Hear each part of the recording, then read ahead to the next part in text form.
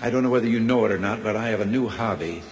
I am collecting stories that I can actually prove are told among the Russian people. They make them up themselves, they tell them between themselves, reveals they got a great sense of humor, and they've also got a little cynical attitude about things in their country.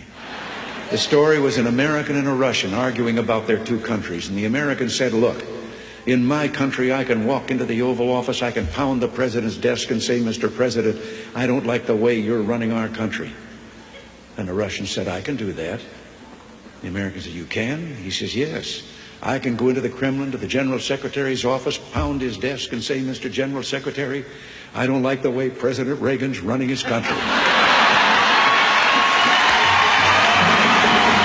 I didn't tell this one to Gorbachev. You know, there's a 10-year delay in the Soviet Union of delivery of an automobile. And you go through quite a process when you're ready to buy, and then you put up the money in advance. That this man, he laid down his money, and then the fellow that was in charge said to him, okay, come back in 10 years and get your car. And he said, morning or afternoon?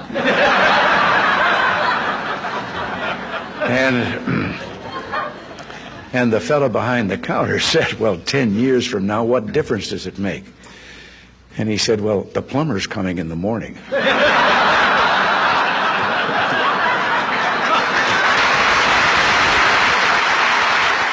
Less than one family out of 7 in the Soviet Union owns an automobile.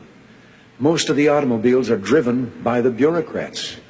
So an order went out one day to the police that anyone caught speeding, anyone, no matter who, gets a ticket.